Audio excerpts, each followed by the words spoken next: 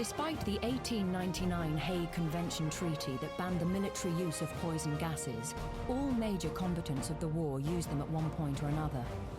Tear gas, chlorine gas, phosgene gas, or the dreaded mustard gas.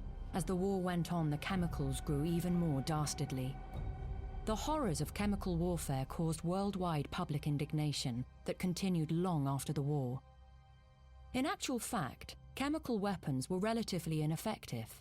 Just 3% of those who suffered a gas attack died, but the effects to the eyes and lungs were often long-lasting. It was the families of the victims sent home who watched their loved ones slowly and painfully die over weeks and months who were the hardest hit.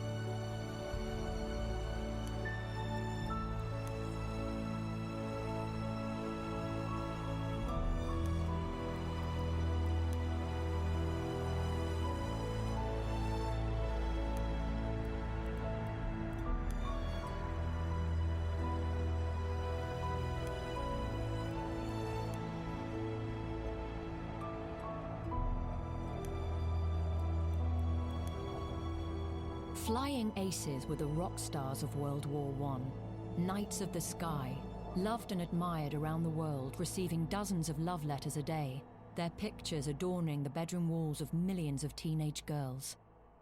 Their names are immortal: the Red Baron, Billy Bishop, Eddie Rickenbacker, Werner Voss, Oswald Bulk, Albert Ball, Max Immelmann, René Fonck, Georges Guynemer, Charles Nungesser, and more. They were perceived as true gentlemen, fighting man to man, with respect between pilots transcending borders. While that perception may have been somewhat true early in the war, by the later stages it was anything but that. Flying most often in formation and attacking with machine guns, the life expectancy of pilots was frequently measured in hours, and a perfect kill was when the enemy never saw you coming.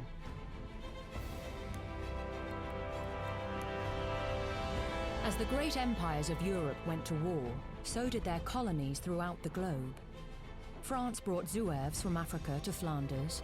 Britain brought in Canadians, South Africans, Anzacs, Australian and New Zealand Army Corps, and Gurkhas from India. In Africa, German colonial troops, the Schutztruppe, fought for their existence against Belgian, British, French and Portuguese attackers. Russia brought troops from Siberia to Europe. The Chinese Labour Corps worked behind the lines on the Western Front, and war flared throughout the Middle East. Millions of men from every corner of the globe fought in what was truly the First World War.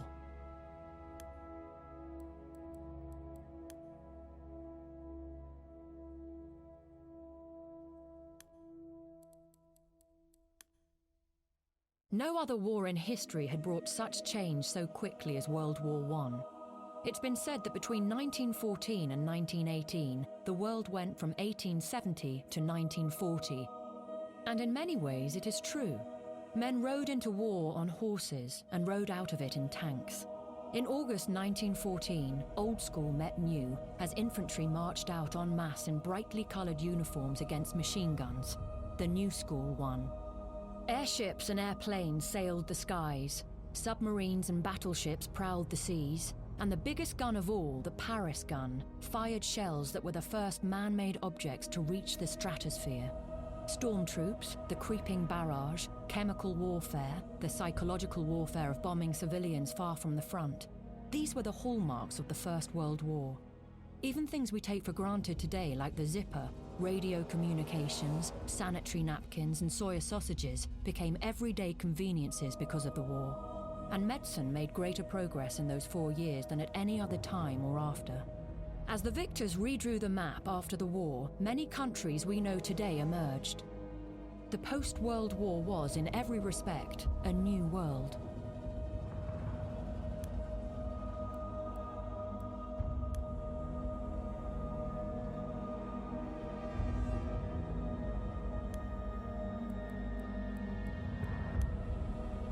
Europe, before the Great War, is often described as tranquil and peaceful. But in the decades before the Great War broke out, there had been Balkan Wars, the Russo-Japanese War, terrorism, assassinations, and increasing demands for civil rights and self-governance throughout the empires. And so, when Austrian Archduke Franz Ferdinand was shot, at first it barely caused a ripple. In Britain and France, it was seen as just another political assassination in a far-off corner of Europe where things like that happened. It was certainly not a reason to go to war. But all the nations who went to war did have other reasons, and as it turned out, that assassination was the perfect foil to make the dominoes fall. Austria-Hungary wanted an empire to the Mediterranean. Russia wanted influence in the Balkans. Germany feared Russian economic expansion and also wanted a larger global empire. France wanted back the lands it had lost to Prussia. Britain wanted to curb German expansion, especially naval and colonial expansion, while preserving its own worldwide empire. Some leaders also saw war as a way to silence the protests and boost nationalism. But it wasn't just political. War was big business. Someone would have to supply the troops, to produce the weapons, ammunition, and uniforms. Those someones would make fortunes. It's no secret that the war created tens of thousands of millionaires, and it's no secret either that many business leaders urged their governments to war in 1914.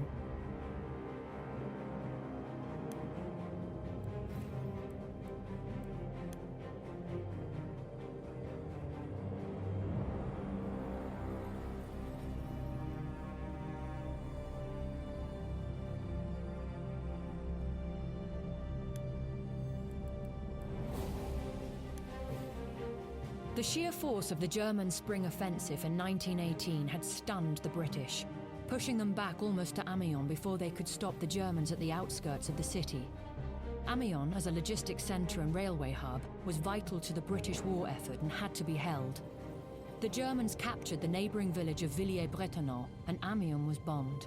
But the German supply lines were stretched too thin to capitalise on their success, and a British-Australian counterattack drove them away.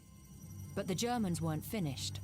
On April 24th, a German A-7V tank appeared and broke through the British defensive lines, threatening Amiens.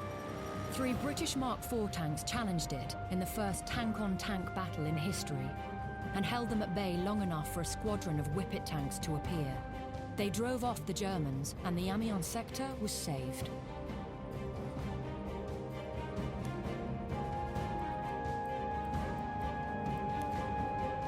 The chateaux of France were the traditional homes of the nobility. Some resembled villas, others were more like castles.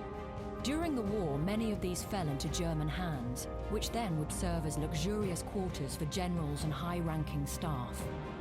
Captured enemy officers and ace pilots enjoying the privileges of rank and title were often housed in these salubrious retreats.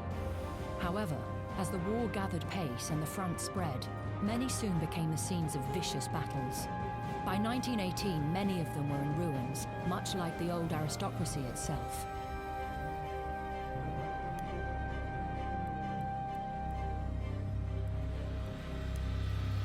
After the Ottoman Empire failed to take the Suez Canal from the British in early 1915, the British pursued them into the desert, and a new front was created that lasted till the very end of the war. Desert fighting was very different from the battlefields of Europe, but tanks made their appearance even here at the Second Battle of Gaza. The goals were Damascus, Aleppo, and the prevention of an operational Berlin-Baghdad railway for the Central Powers, who had already connected Berlin with Constantinople. The British also helped the Arab revolt against the Ottomans that grew in strength throughout the region. When Damascus fell, the revolt was complete. The lasting result was British control over Palestine and French control over Syria and Lebanon.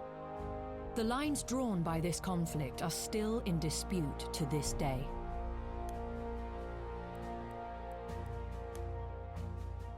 When the Ottoman Empire joined the Central Powers in early November 1914, the British Empire feared for the security of its oil wells, pipelines and refinery at Abadan near the Persian Gulf.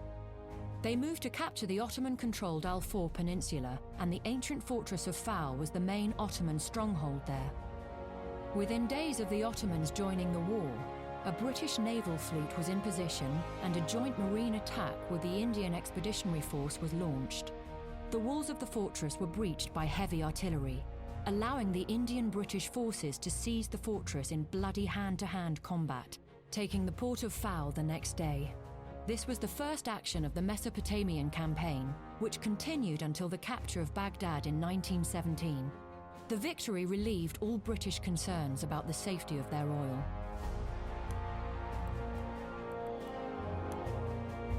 The shadowy depths of the Argonne forest provided the setting for the Meuse-Argonne offensive. This was part of the final Allied offensive that ended with the armistice on November 11, 1918. Its objective was to take the railway hub at Sedan, breaking the German supply network to France and Belgium. It would be no easy task. The deep forest was a labyrinth, teeming with German machine gun defenses. And while there were well over 1 million American troops attacking, they were inexperienced and would face nearly 500,000 dug-in Germans, battle-hardened and resolved to hold their ground.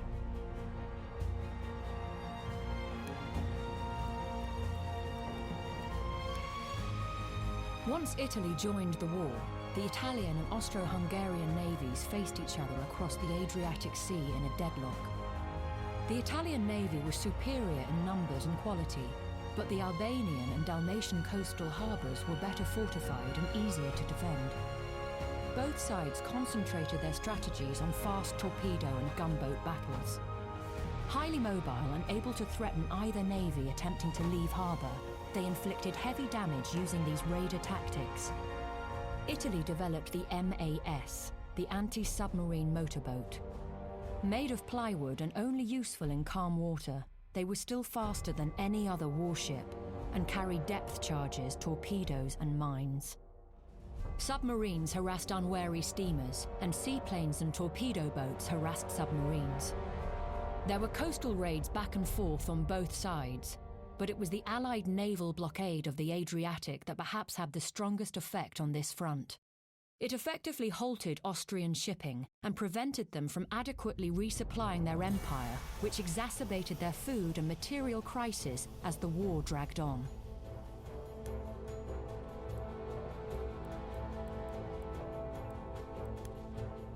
Monte Grappa occupied a strategic position on the Assaggio Plateau, overlooking the gateway of the plains of Veneto. Whoever controlled its heights controlled the area, and it saw its share of battles during the war. In 1917, the Italians halted the Austrian summer offensive at the very peak, and by December the Austrians had been pushed off the mountain. Further attempts to take the mountain in the spring and summer of 1918 also failed, and Monte Grappa, by then the symbol for Italy's defense, would play a huge part in the final Italian offensive of the war on Vittorio Veneto. Brutal fighting finally forced the collapse of the Austro-Hungarian army and its retreat in late October 1918. 2/3 of the casualties of the offensive were inflicted around Monte Grappa itself.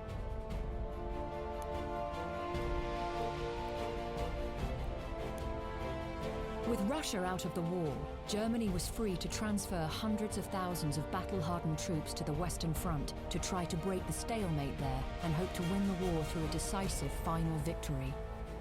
The Americans had not yet arrived in force, and the British and French were exhausted from the battles of 1917. It was time to strike. Operation Michael would be the first battle of the new offensive. The plan was to punch through the British Fifth Army and outflank the Third near the endless, devastated no-man's land of St. Quentin, with the aim of finally capturing the vital Allied railway hub of Amiens. This was to be the mother of all battles. It began with 1 million artillery shells raining down on the British in 5 hours. Headquarters, communications and artillery were destroyed. Following the surprise and terror, German stormtroopers overwhelmed the British defences, ripping a gap over 60 kilometres long in their lines. This was only the beginning of the Kaiserschlacht.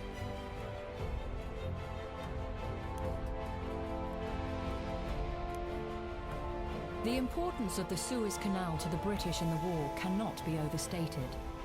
Having millions of troops from India, Australia and New Zealand heading to Egypt and Europe, and also British oil from Persia being shipped through the canal, it was a vital supply line. If captured by the Ottoman Empire, it would severely disrupt British troop and supply routes and put the entire Eastern Mediterranean in Ottoman hands.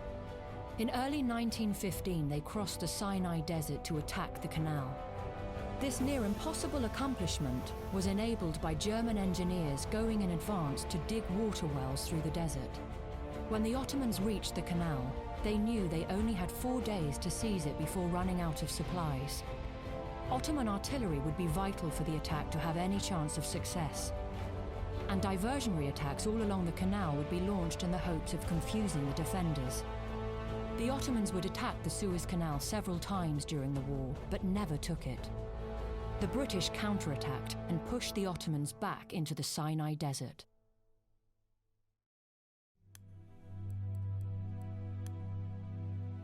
When the modern combustion engine was first developed in the 1880s, few realized how much it would change the global economy. But over the next decades, in every shipyard, it became obvious that oil power was superior to coal in every way. A motor could now reach full power in 30 minutes instead of 6 hours. It required a fraction of the men to run it, and a ship's range increased fourfold. Even before the war, the dreadnoughts of the mighty British Navy had begun to convert to oil power, but oil was to be found far from British shores. Much of the British war effort in the Middle East was to protect British oil supplies, the Suez Canal transport route, and to take or destroy the Berlin-Baghdad Railway, Germany's oil supply line to the Ottoman Empire. As the war progressed, and the airplane, the car, the submarine, and the tank were produced in greater and greater numbers, oil became ever more important.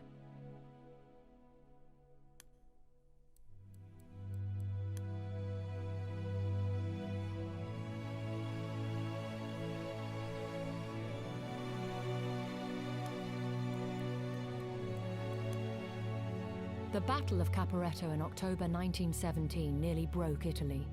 They took 300,000 casualties as German and Austro-Hungarian forces crashed into the Isonzo River Valley.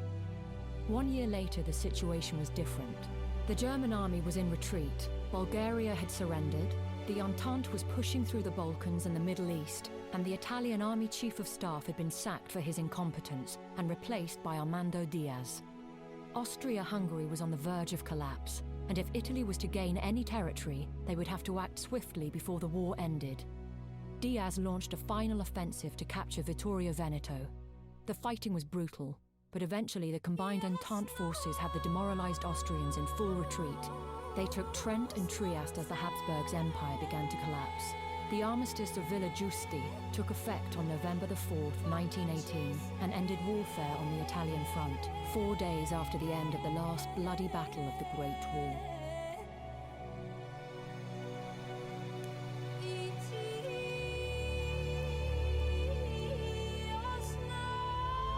The Allies' 100 days offensive began with the Battle of Amiens. Their objective was to capture the vital railway hub at Sedan, beside the Meuse River. This location was vital for the German army to move supplies and support to its forces north of Verdun. The job of taking Sedan fell to the fresh American troops under the command of General Blackjack Pershing and to the French. They would supply artillery, tanks, and air support. The Germans held on grimly, but with their reserves dwindling, they had no choice but to withdraw. By November 5th, Allied artillery was within range of the railway lines. With 1.2 million American soldiers involved, the Meuse-Argonne offensive is to this day the largest battle in the United States military history. Though a success, it was enormously costly. The fighting in the heavily fortified terrain of the Argonne Forest has been described as hell on earth, and for the Americans, it was the bloodiest battle of the war. The German Spring Offensive, also known as the Kaiserschlacht, was a series of German attacks on the Western Front in the spring of 1918. Germany had a manpower advantage over the Allies since Russia had left the war following the revolution. But German High Command realized that this would disappear as millions of troops began arriving from the USA. If Germany were to win the war, they needed to strike immediately and strike hard. German stormtroops would lead the attack. This was the first use of German tanks and an artillery bombardment so massive it could be heard in London. The Germans broke through the Allied lines, advancing further than anyone had in the West since 1914. But as the weeks went on, they were unable to move supplies and reinforcements forward quickly enough to continue the advance. Though they had made great gains and inflicted devastating casualties on the enemy, they did not achieve final victory, and the German army was left exhausted and depleted.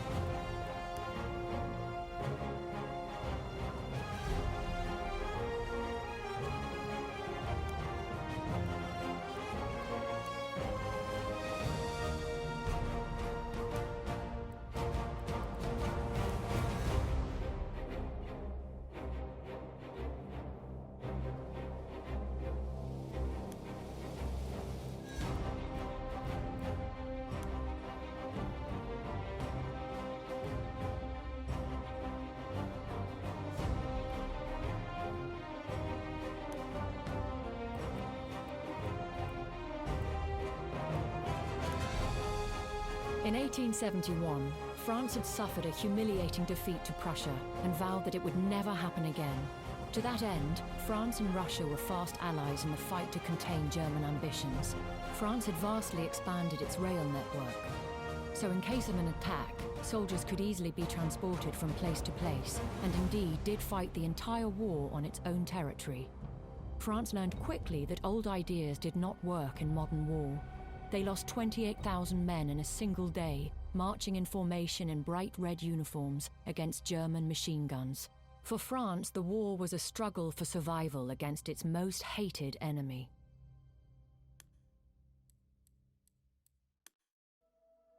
The two sides in the war were two alliances of empires. The central powers were the German Empire, the Austro-Hungarian Empire, the Ottoman Empire, and Bulgaria.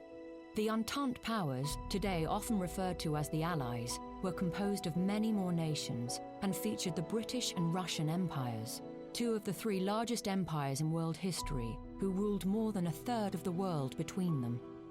Before the war, though, the alliances had been somewhat different. The Triple Alliance between Germany, Austria-Hungary, and Italy was counterbalanced by the Franco-Russian alliance, and most people believed that these alliances would prevent war. They were wrong.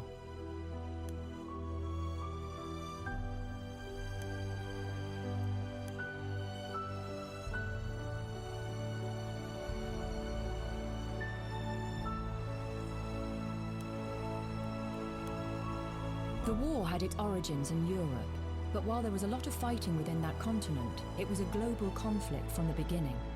At the start of the war, the Japanese Empire was already locking horns with Germany and China and the Pacific Islands.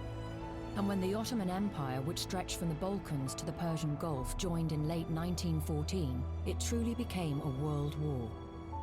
There were naval battles in the South Pacific and South Atlantic. Soldiers from every continent except Antarctica would fight.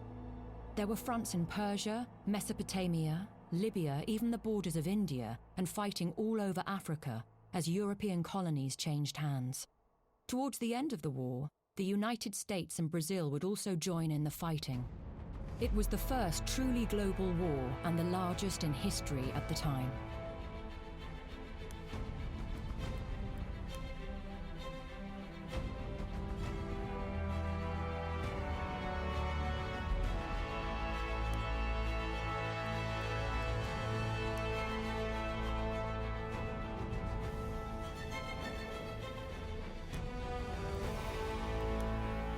As the most multicultural of all the great empires, Austria-Hungary had 15 different language versions of its national anthem. While its internal workings, that often valued heritage over ability, left it somewhat in a state of decay by 1914, the empire still dreamed of expanding its influence throughout the Balkans and perhaps one day all the way to Persia. In 1908, Austria-Hungary had annexed Bosnia, making Serbia the next in line, and if Serbia fell, Russia would lose all influence in the Balkan region. Germany, and especially Kaiser Wilhelm II, dreamed of a greater colonial empire and a greater German hegemony in the concert of Europe. A big concern for Germany was the expansion of the Russian railway system. In 1914, German Chancellor von Bethmann-Hollweg stated that within 3 years, Russia would be able to mobilize troops so quickly that the German advantage in technology would not be able to overcome the Russian advantage in manpower. To win the war, they had to act quickly. What Germany feared was a war on two fronts, so their battle plan was to defeat France and then focus the entire German military might on the Russian Empire.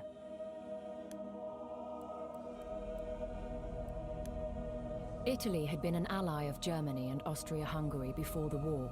But when it broke out in 1914, they claimed that the alliance was only a defensive one, and Italy had no obligation to join an offensive war. However, 1 year later, Italy joined the war siding with the Allies, hoping to reclaim lost Italian lands that were now part of the Austro-Hungarian Empire. The Italian front was characterized by mountains. The amount of soldiers wounded compared to killed was far greater there than other fronts, because stray bullets would splinter the rock into deadly projectiles that were particularly dangerous to eyes and faces.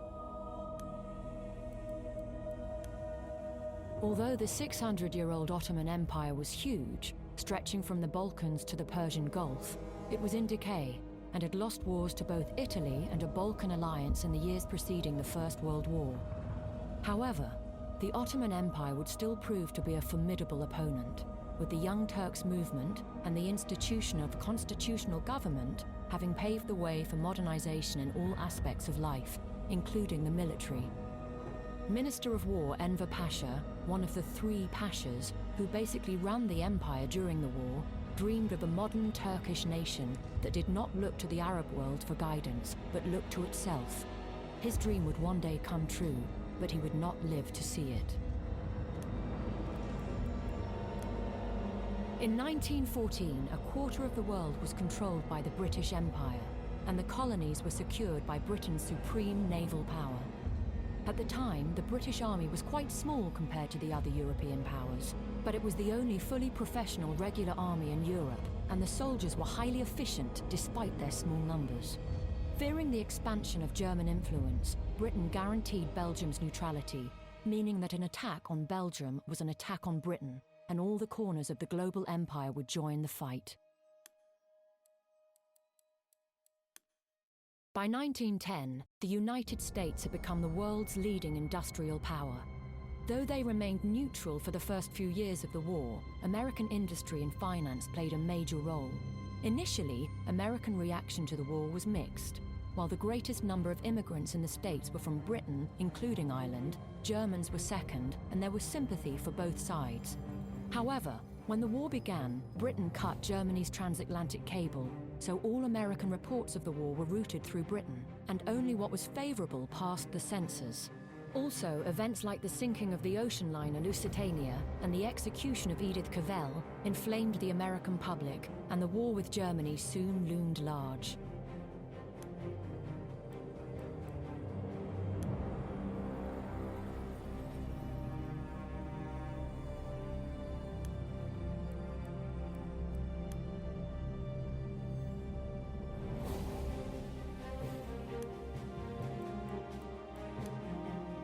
Many celebrated names of the 20th century served in the Great War in their youth. Authors such as J.R.R. Tolkien and Ernest Hemingway, and the philosopher Ludwig Wittgenstein, to name but a few. For many others, it was the war that made them famous. Mata Hari, the Red Baron, Edith Cavell, Lawrence of Arabia, and infamous Adolf Hitler, Benito Mussolini, George Patton. There were also those who opposed the war, whose influence on our world would be enormous. Albert Einstein and Vladimir Lenin. It was, to put it simply, an age of heroes and legends in the face of an apocalypse. Contrary to the stereotype of weeping and waiting at home while their men were away fighting, women served the war effort of their nations in huge numbers. They were munition factory workers, nurses, airplane mechanics, and spies. They were Vera Brittain and Mata Hari. Some risked their lives working with dangerous chemicals for munitions, becoming known as canaries for the yellow tint the sulfur gave their skin. In addition to military work, the percentage of women in the civilian labor force nearly doubled in some nations, but grew in all. And indeed, some even fought at the front. Flora Sanders, Milanka Savic, Helen Roos, Olga Kokoseva, and of course, the Russian Women's Battalion of Death, led by Maria Bokarevka. They were vital to propaganda efforts, and in many countries, the taking on of traditional male roles was the final push toward giving women the vote. Britain, Germany, Russia, Poland, the USA, and Austria all granted women's suffrage shortly after the war.